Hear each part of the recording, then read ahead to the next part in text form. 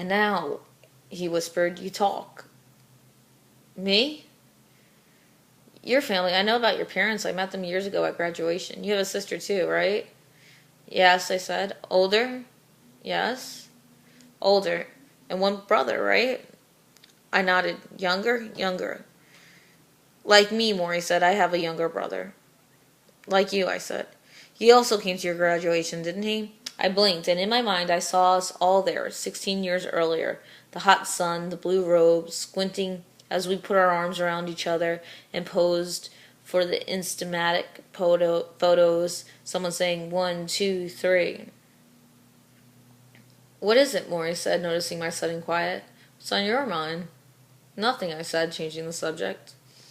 The truth is, I do indeed have a brother, a blonde-haired, hazel-eyed, 2 years younger brother who looks so unlike me or my dark-haired sister that we used to tease him by claiming to strangers that strangers had left him.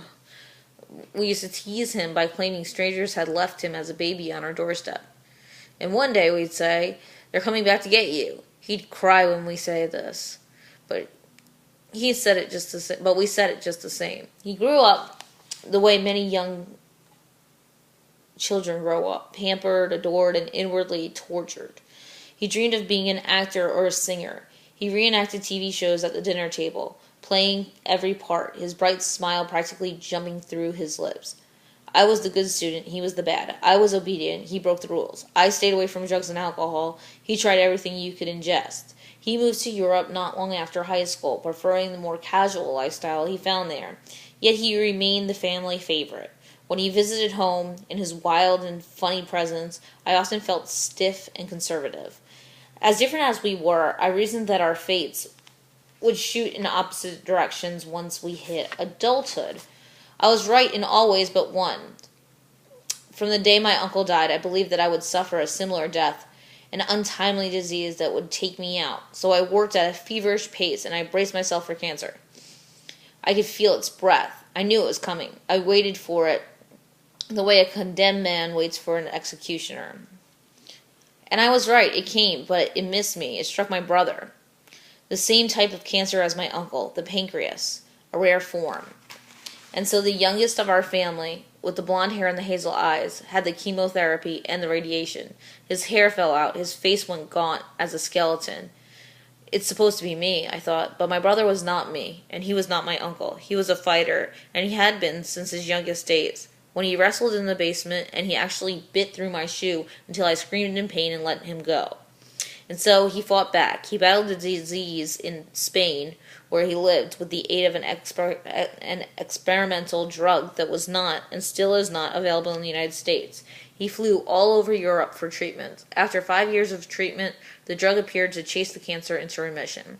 That was the good news. The bad news was my brother did not want me around. Not me, nor anyone in my family. Much as we tried to call and visit, he held us at bay, insisting this fight was something he needed to do by himself. Months would pass without a word from him. Messages on his answering machine would go without reply. I was ripped with guilt from what I felt I should be doing for him, and fueled with anger for his denying us the right thing to do. So once again, I dove into work. I worked because I could control it. I worked because work was sensible and responsive. And each time I would call my brother's apartment in Spain and get the answering machine, him speaking in Spanish, another sign of how far apart we had drifted, I would hang up and work some more. Perhaps this one reason I was drawn to Maury. He let me be where my brother would not. Looking back, perhaps Maury knew this all along. Alright, going into the flashback. It is a winter in my childhood on a snow-packed hill in our suburban neighborhood.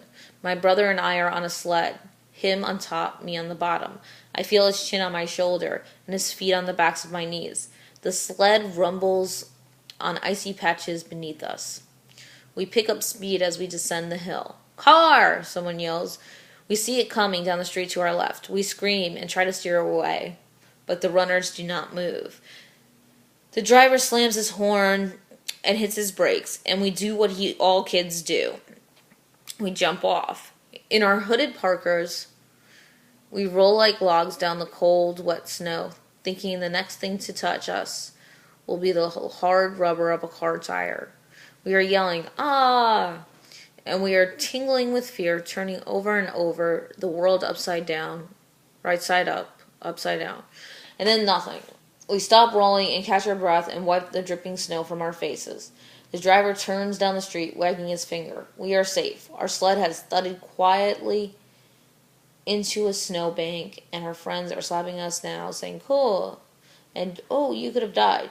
I grin at my brother, and we are united by childish pride. That wasn't so hard, we think, and we are ready to take on death again. Alright, I'm stopping right there, and we'll continue in just a minute.